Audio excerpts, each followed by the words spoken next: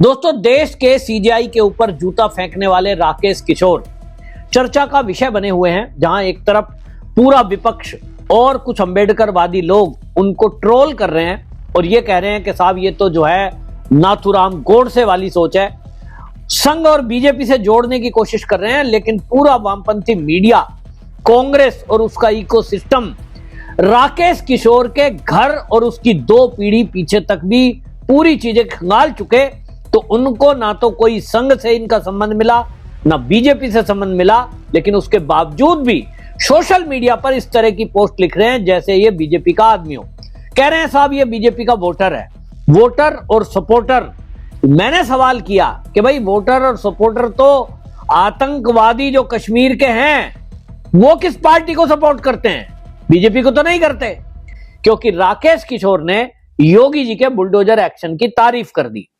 राकेश किशोर ने मीडिया से बात करते हुए यह कहा कि जिस तरह से सीजेआई गवई ने भगवान विष्णु पर मजाक किया, टिप्पणी की थी और यह कहा था कि खजुराहो का जो मंदिर है, खंडित मूर्ति, आपके भगवान में शक्ति है तो आप भक्त हो, पूजा करो, उनसे ठीक करा लो। राकेश किशोर का कहना यह है कि इस तरह की टिप्पणी केवल हिंदू देवी देवता, सनातन देवी देवताओं पर की जाती है। सुप्रीम कोर्ट का कोई भी जज, हाई कोर्ट का कोई भी जज इस तरह की कोई टिप्पणी मजाक करने की किसी और धर्म के बारे में सोचता तक नहीं है। तो क्या सनातन का अपमान इसी तरह होता रहेगा? उन्होंने ये बात कही कि ये जो सीजेआई गवई हैं, इन्होंने विदेश में जाकर के बुलडोजर पर अपनी टिप्पणी की और इन्होंने कहा कि भारत जो है बुलडोजर से नहीं चलता, बुलडोजर कानून से नहीं चलता, संविधान से चलता है। उन्होंने सवाल उठा दिया। राकेश किशोर ने कहा कि मैं मूल रूप से बरेली का रहने वाला हूं और मैंने देखा है कि वहां किस तरह से अवैध जमीनों पर कब्जे किए हुए हैं। मौलाना तोकीर रजा अभी हाल ही में जिसका खुलासा हुआ है कि सरकारी भूमि में फार्म हाउस बना रखे हैं, नाले को पाट कर 70 दुकानें बना दी, तालाब को पाट कर वहां वो फार्म हाउस बना दिया और उस सब से सरकारी जमीनों पर कब्जा करके बिल्डिंग बना के बेच दी। अरबों रुपए, करोड़ नहीं, अरबों रुपए इकट्ठे कर लिए। योगी सरकार अगर समाजवादी की तरह होती तो वोट बैंक या नोट बैंक, भाई नोट मिल जाते हैं, भ्रष्ट आदमी आपको पैसे दे देगा, इन दोनों के चक्कर में होती तो बुलडोजर एक्शन कभी भी यूपी में नहीं होता। राकेश किशोर कहते हैं कि योगी आदित्यनाथ जो बुलडोजर चला रहे हैं, सब कानूनी पहलू देखने के बाद चलाया जा रहा है। सरकारी भूमि पर जिन लोगों ने कब्जे किए हैं, क्या न्यायपालिका यह कहेगी कि उस पर कब्जा रहने दिया जाए? हां, उन्होंने कहा है कि कई बार बुलडोजर एक्शन को रोकने का प्रयास न्यायपालिका के जरिए हुआ है, लेकिन मैं इस पक्ष में हूं कि योगी आदित्यनाथ की जो बुलडोजर एक्शन हो रहा है बिल्कुल उपयुक्त है और बहुत जरूरी है।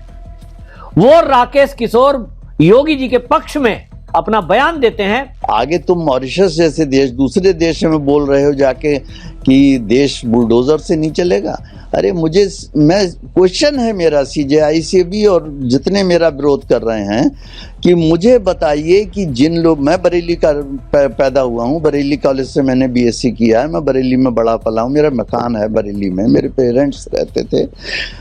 मुझे ये बता दो कि जिन लोगों के खिलाफ बुलडोजर चला रहे हैं उन्होंने सरकार की संपत्तियों पे कब्जे कर रखे हैं, बड़े बड़े महल बना रखे हैं, होटल बना रखे हैं, मैरिज के लॉन बना रखे हैं, उनके खिलाफ क्या योगी जी जो बुलडोजर चला रहे हैं वो कार्रवाई गलत है? उन्होंने अवैध जमीनों पर कब्जा कर रखा और तुम रोक लगाते जा रहे हो हाई कोर्ट, सुप्रीम कोर्ट वाले। तुम ये नहीं सोच रहे हो कि तुमने हल्द्वानी में जो जमीन रेलवे की, मैं हल्द्वानी भी जा चुका हूँ, मैंने वो झुग्गी झोपड़ियाँ भी देखी हैं। आपने हल्द्वानी के रेलवे लाइन के दोनों तरफ ये पड़े हुए हैं, उस पर 3 साल से रोक लगा कि यही सुप्रीम कोर्ट बैठा हुआ है। बोलिए क्या उनके लिए, जब एक अवैध संपत्ति है तो उस पर काहे की जरूरत है, क्या जरूरत है? आप बाद में वो केस लेके आते हैं, आप उस केस को डिसाइड कीजिए कि भाई ये जमीन इनकी थी, वापस कर दीजिएगा उन्हें। मगर ये तो नहीं कि पहले से ब्लैंकेट बैन कर दिया कि साहब इस पर बुलडोजर नहीं चलेगा। इन सब चीजों से मैं आहत हूं और रहूंगा। और इसी से पूरी विपक्ष में मिर्ची लग जाती है।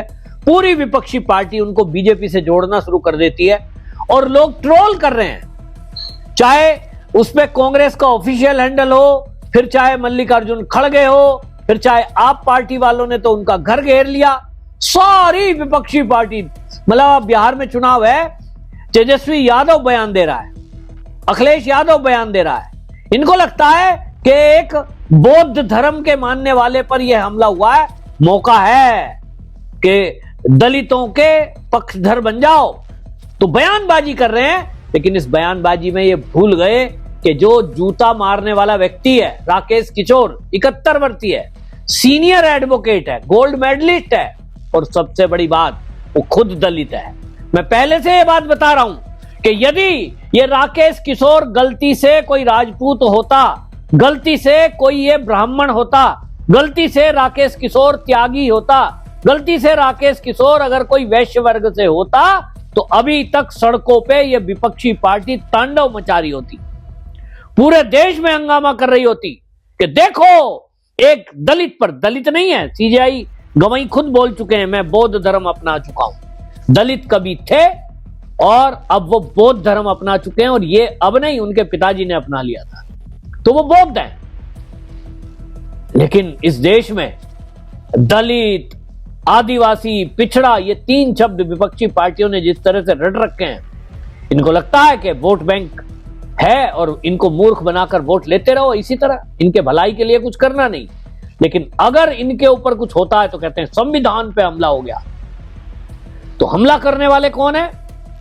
हमला करने वालों को बताया जा रहा है नाथूराम गोडसे वाली विचारधारा के हैं। तो भाई राकेश किशोर दलित हैं, तो अगर एक सीजेआई, एक राज्यपाल का बेटा, इनके पिता राज्यपाल रहे हैं, सांसद रहे हैं, उनका बेटा अगर बेचारा है, तो भाई राकेश किशोर ये तो एक गरीब वकील है, लोग फीस वापसी मांग रहे हैं, पत्रकार के सामने फीस मांगने वापसी आया तो इनके पास देने के लिए पैसे नहीं है, स्थिति ये है। तो इनके पक्ष में अंबेडकरवादी लोग, दलितों के मसीहा, दलितों के नेता, मुझे समझ में नहीं आ रहा राकेश किशोर के साथ क्यों नहीं खड़े हैं। आज की डेट में राकेश किशोर के खिलाफ कार्रवाई करने की मांग पूरा विपक्ष कर रहा है। तो एक तरफ सीजेआई हैं जिनके पिता राज्यपाल रहे, सांसद रहे, और आज भी वो ठाठ बाट ठाठ से अमीरी में पल रहे हैं। एक तरफ गरीब वकील है जो गोल्ड मेडलिस्ट है, लेकिन जीवन में संघर्ष कर रहे हैं, ईमानदारी से जीवन जी रहे हैं, उनके साथ कोई दलित नेता नहीं खड़ा हो रहा है। होना तो चाहिए भाई, आप दलित नेता हो तो आप दलितों के नेता हो, बौद्ध के नेता होंगे बौद्ध के साथ जाएंगे, सबका अपना अपना होता है। लेकिन ताज्जुब देखिए, दलित नेता कोई भी राकेश किशोर के साथ नहीं खड़ा है। तो क्या इस देश में सच बात बोलना, सच कहना ये गुनाह है? केवल नफा नुकसान देखा जाएगा, सच कोई बोलेगा नहीं, अन्याय पे अन्याय होता जाएगा। और इसीलिए राकेश किशोर ने कहा योगी आदित्यनाथ की जो कार्रवाई हो रही है, मैं पक्षधर हूं, क्योंकि बरेली का मैं निवासी हूं, मैंने बरेली में अपनी आंखों से खुद देखा है कि किस तरह से मेरे देखते देखते वहां लोग अरबपति बन गए, सरकारी जमीनों पर कब्जा करके। योगी आदित्यनाथ आए, एक्शन कर रहे हैं, तो इस एक्शन को सीजेआई जैसा व्यक्ति जो सर्वोच्च पद पर बैठा है न्यायपालिका के, वो देश के बाहर जाकर के ये कहे कि भारत के अंदर बुलडोजर राज नहीं चलता, क्या मतलब है इसका? इसका मतलब आप तो मन बना के बैठे हो कि आप बुलडोजर एक्शन नहीं होने दोगे, आप इस एक्शन को रोकोगे, आप इस पर रोक लगाओगे, और लगाइए। हमने देखा है कि जब जब कभी इस तरह की कार्रवाई हुई है, योगी आदित्यनाथ के अनेक फैसलों को इसी तरह रोका गया है, तब इस पर सवाल उठ रहा है। तो अब आप देखिए, जिस तरह की बात है, अवमानना की बात की जा रही है, और अब कहा जा रहा है कि राकेश किशोर के खिलाफ एक अधिवक्ता हैं सुभाष चंद्रन, इन्होंने अटॉर्नी जनरल PR वेंकटरमन से अनुमति मांगी है, और वो कह रहे हैं साहब इसके खिलाफ केस चलाया जाए। दूसरी तरफ जो राकेश किशोर हैं ये कह रहे हैं कि ये सनातन का अपमान नहीं सहेगा हिंदुस्तान, और वो कह रहे हैं कि मुझे भगवान ने ये कहा ऐसा करने के लिए, और मुझे दोबारा ऐसा अगर भगवान कहेंगे मैं फिर करूंगा। रही बात जेल जाने की, मैं तैयार हूं, हालांकि मेरी बात सुनी जानी चाहिए। बगैर सुने तुगलकी फरमान देते हुए मुझे जो सस्पेंड किया गया है बार एसोसिएशन के द्वारा, ये भी गलत है, और यही है अन्याय कि आप एक केवल घटना को देखकर निर्णय दे रहे हो, एक दलित को सुन नहीं रहे हो, और जबकि दूसरा तरफ कोई दलित धर्म छोड़कर और वो बौद्ध बन गया है, उसके पक्ष में सारे लोग खड़े हैं क्योंकि वो सीजेआई हैं। न्याय की बात होनी चाहिए, गलत जूता फेंकना है निश्चित रूप से, लेकिन भावना आहत अगर लाखों लोगों की हुई है, उस बात को भी तो समझना और सुनना चाहिए कि आप एक तरफा निर्णय दे दोगे। ये कहना है राकेश किशोर का। तो राकेश किशोर एक सनातनी के रूप में सबके सामने आए हैं और उनको टारगेट किया जा रहा है। आम आदमी पार्टी ने उनका घर घेर लिया, कांग्रेस के मल्लिकार्जुन खड़गे, आरजेडी के नेता, पीडीए, समाजवादी पार्टी, सारे नेता उनको ट्रोल कर रहे हैं, और उनको ट्रोल करते हुए ऐसा लग रहा है जैसे लोगों को अगर मिल जाए तो फांसी दे दें इन्हें। अब देखना होगा कि अटॉर्नी जनरल इनके ऊपर केस चलाने की अनुमति देते हैं कि नहीं, लेकिन इतना तय है कि कोई तो सच की आवाज उठाएगा।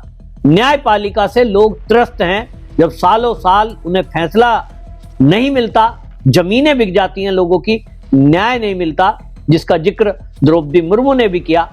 और अब राकेश किशोर ने जो कहा है कि बुलडोजर एक्शन, अगर सरकारी जमीन अतिक्रमण करके किसी ने मकान या बिल्डिंग कुछ बनाई है, उसे छुड़ाने के लिए अगर बुलडोजर चल रहा है, तो इस बुलडोजर को बुरा कैसे कहा जाए। इसलिए कहा जाता है क्योंकि न्यायपालिका में सालों साल केस चलता है, फैसले होते नहीं है, और जब फैसला नहीं होता तो आप उसको लटका के रखोगे, अटका के रखोगे, और कई बार तो ऐसा लगता है जैसे सुप्रीम कोर्ट केवल स्टे देने के लिए बैठा है। कोई बड़ा आदमी, बड़ा वकील गया, उसको तत्काल स्टे मिल जाता है। कितने भी गलत काम किए हो, अवैध काम किए हो, उसको स्टे तुरंत मिलता है। और इसीलिए पुलिस प्रशासन और ईमानदार अधिकारियों को झटका लगता है, वो हतोत्साहित होते हैं कि हमने इतना प्रयास किया, मेहनत की, रिश्वत को ठुकराया, अपनी ड्यूटी पूरी कर रहे हैं, लेकिन कोर्ट एक झटके में बिना बात सुने, बिना पक्ष जाने जब स्टे दे देता है, तो इससे तो रिश्वत ही ले लेते। ऐसा कई बार लोगों ने कहा है। तो ऐसे में योगी आदित्यनाथ की कार्रवाई का समर्थन करके एक नई बहस को जन्म राकेश किशोर ने दिया है। आप भी अपनी राय कमेंट में जरूर लिखें और इस वीडियो को भी शेयर करें। ये राकेश किशोर का जो मत है, क्या आप उससे सहमत हैं? वीडियो शेयर करें ताकि योगी जी तक ये बात पहुंचे, पूरे देश में ये बात पहुंचे, और एक नई बहस नए तरह से हो हमारे देश की न्यायपालिका पर। वंदे मातरम।